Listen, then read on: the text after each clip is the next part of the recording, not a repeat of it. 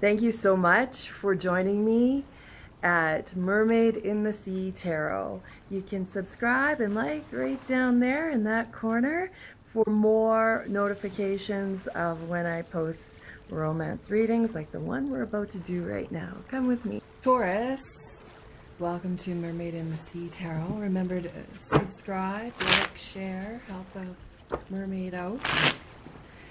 This is for entertainment only. It's romance. It's for adults only. You're looking at romance.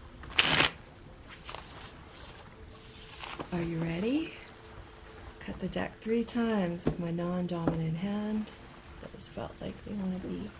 We're going to do 5 cards for you, 5 for your love interest. If you do not have a love interest, then you'll need to reset your intentions often throughout this reading in order to propel that love interest into your world. Oh wow, the Emperor. We're starting off strong. 4 of Cups. We'll lay them all out and then we'll talk it all out. This is your love interest. Whew, this is hot. Hot in the cool ocean.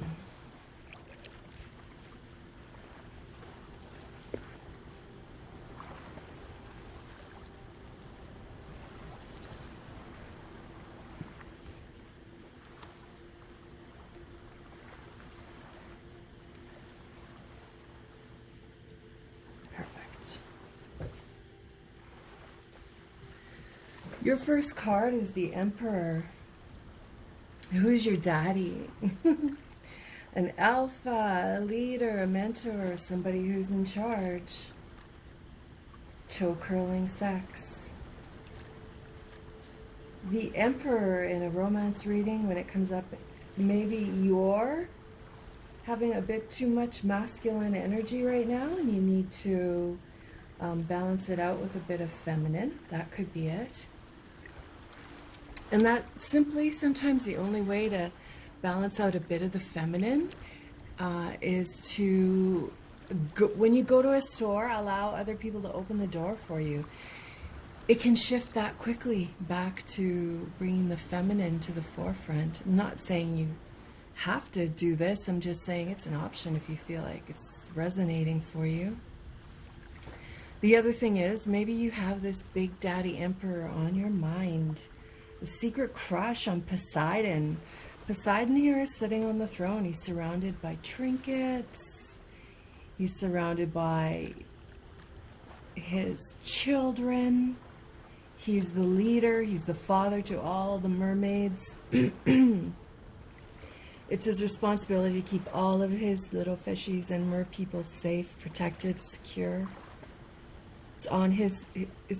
there's a lot of happiness on his shoulders. And he doesn't take that responsibility lightly. There are things that only you and you alone can do. These are important things and they need all your focus and concentration. Like you're building something sustainable in your life. Some of the pieces are for you to attend to and some are not. So this is just knowing that you want to build an empire. You're in the mode of building an empire with a honey. You have a honey in mind that you want to build an empire with. Now, how do we do that?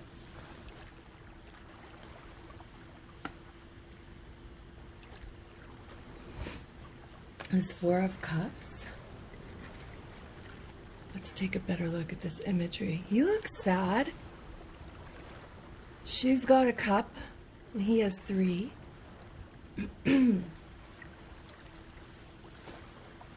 Sometimes I think of the 4 of Cups. There's emptiness here, right? It can be as simple though as sex before dawn. It can be this presenting an opportunity to change or reevaluating where you're at, right? Like it looks as though the human here has spent the night getting blasted. I'm not sure. The mermaid is up to something though. She's concerned.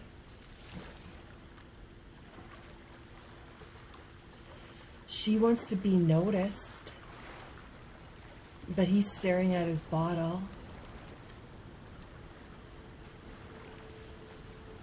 He's in a slump. Sometimes getting everything you want doesn't feel like you dreamed it would.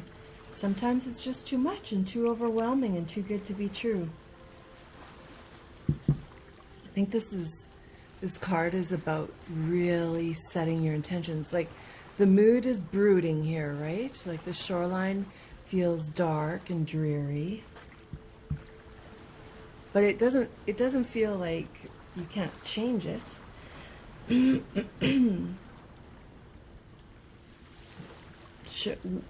What you're wishing for shows that maybe this person you're wishing to be in your life is a closet alcoholic and causes a whole new issue of problems for you. Regardless, this card is an opportunity to change where you're at. And here comes our gorgeous Queen of Cups. Maybe you are in a more, Taurus, you're in an emotional blossoming lately. I know that sounds corny as hell to a Taurus, to be blossoming in love. But it could be, you know, just dousing yourself in a ton of affection, cuddling, calmness, compassion. The Queen of Cups is like that Piscean energy. It's Scorpio energy. It's Cancer. It's deep emotions, right? Perhaps you're just coming out of that. Perhaps you've just met somebody who makes you feel all those emotions. Perhaps you've met somebody who texts you often and you don't know why they're texting so much. It's because they like you. This is Namu, this mermaid queen, through whom all things were made in the sea. She birthed the heavens so she could look at the stars. As the goddess settled into her watery home, she knew that the world that she had created would be constant work, never truly complete, and always in need of new and exciting creations. Life force energy is this card. It moves through all living things like a wave. Sometimes it's gentle, calm, and other times it's crashing against us, like it's trying to propel us somewhere else. The Queen of Cups has a few tricks up her sleeve, or in her cup. There's a lesson about energy flow right now. Now look at this story, okay? Something toxic shifts because you chose to share a compassionate side with somebody with a bit of hard energy.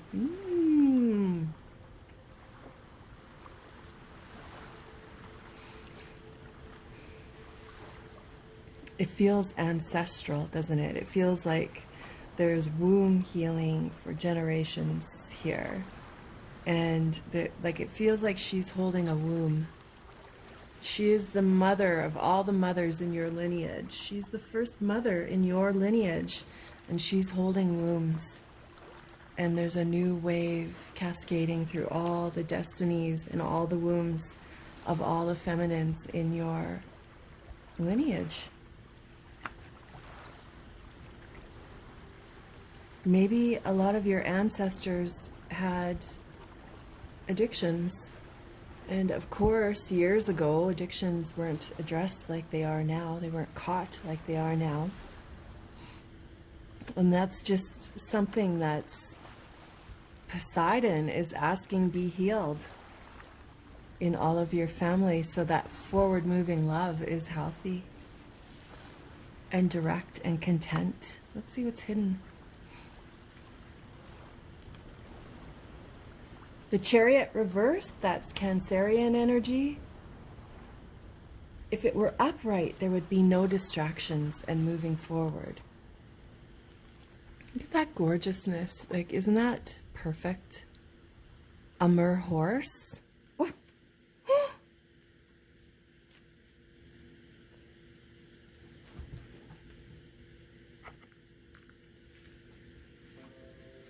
So this chariot, when it's upright,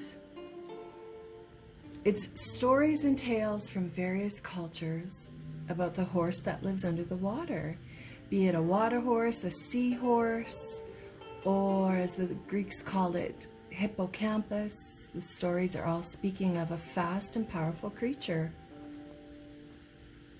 They carry cargo, building materials, they ferry the merfolk, they rescue the lost at sea. You know, only 5% of the ocean has been researched. It's very likely this seahorse, merhorse, is real. And to me, that suggests you need to believe in something you've never believed in before. There's this card, though, that horse is strong, stubborn, and highly unpredictable. Now, when it comes up reversed, there are times when parts of our lives feel like they are being driven by an out-of-control beast that does not seem to have any direction. The chariot then runs amok. The truth, however, is that we would not have been able to ride the beast in the first place if we did not have a deep, fond love for it. So you caught, do you see what I just said there? Like, you're trusting in your ability no matter how chaotic and crazy it is right now. So a little bit of your abilities are out of control, probably because they're trying to grow. You have a bond with chaos. Oh my God, that's what it's about. You have a bond with chaos. And it comes from lineage and ancestral. So your bond with chaos, the Emperor is, the Poseidon is bringing it to your attention, and it's time to cut the bond to chaos. Whoa, we've gotten deep here, Taurus. Whoa. That then cascades throughout all your romances, right? And your everything, landing you at the Knight of Cups, which is a proposal. The Knight of Cups can be dramatic, they're charming, imaginative, romantic. Is he staring at his reflection in that cup, or is he looking for something deeper? Or is he creating a magical potion? Or is he wondering what to do?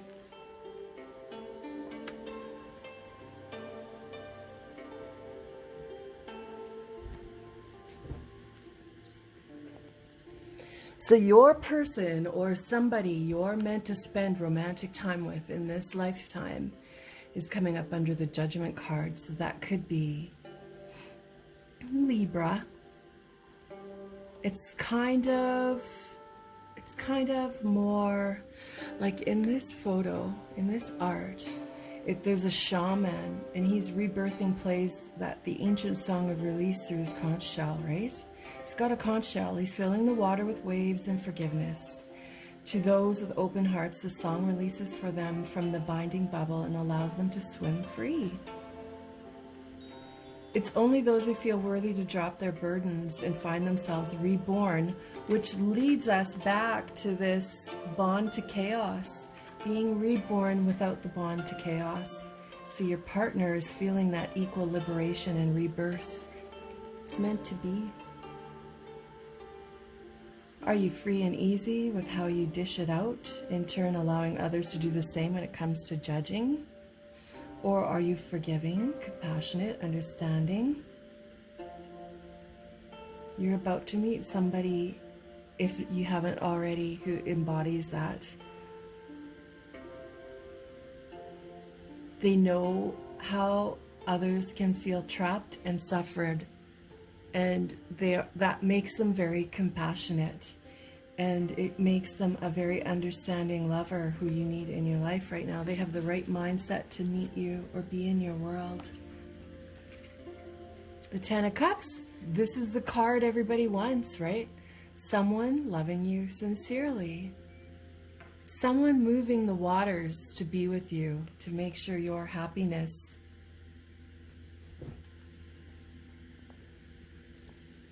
That Ten of Cups is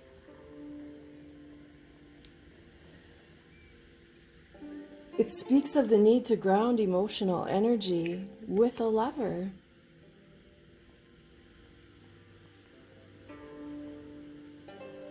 It's settling wary emotions. It's no longer having habitual chaotic patterns.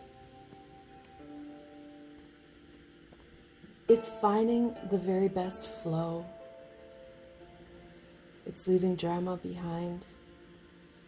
It's relaxing and calm, isn't it? They bring such a great presence to your life.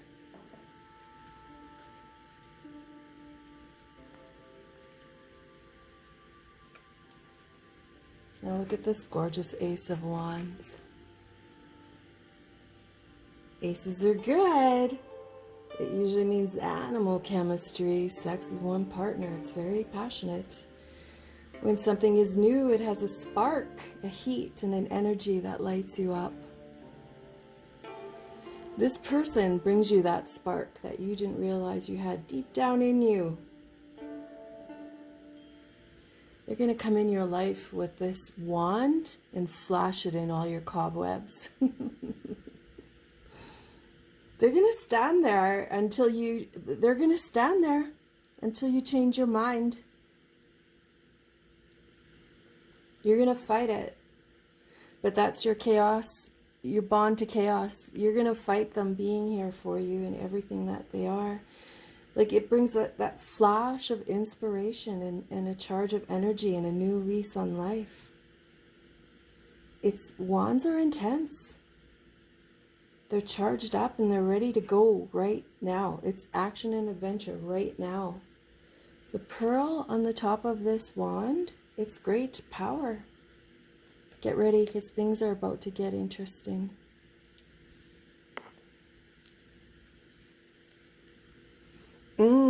The King of Swords reversed. Libra, Gemini, Aquarius, perhaps.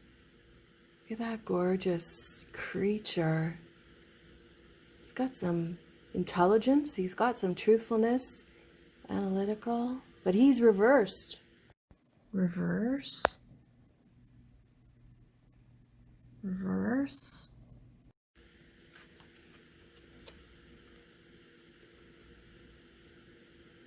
It's like cold winds around him, isn't it? With winter whipping through. But he's still on his throne and he's commanding from blustery breezes right through the winter season. He still has control of the direction, the intensity, even in the coldest months of the year. He's never not on guard. The King of Swords has gained a position of mastery. He's earned his title through hard work and discipline. He bears the full brunt of responsibilities that land on his shoulders. He teaches everybody what it's like to commit to something. Oh, Taurus, if you don't have this king in your life, you need to allow him in. But when he's reversed, it's a bit more rebellious, right? When he's reversed, it makes him even more unique.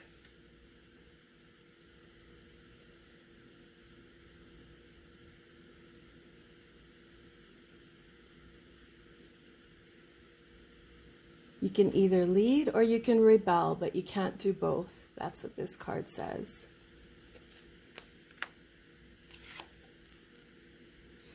The Eight of Wands.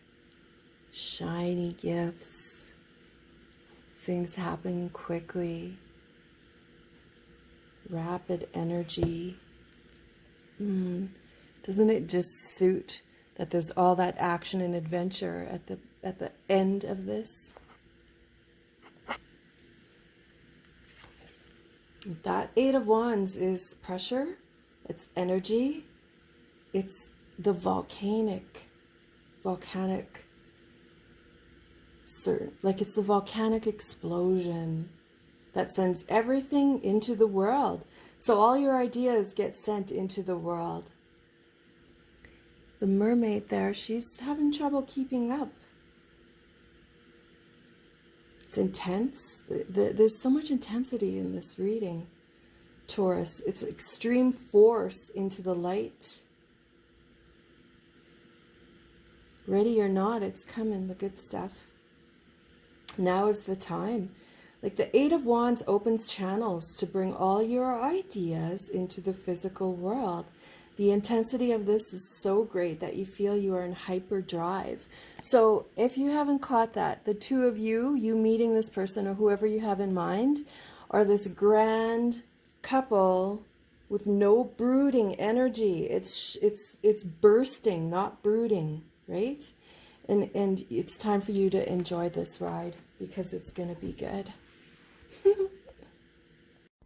Just saying thank you for joining me, and I hope you come back, and I'm wishing you the best romance of a life.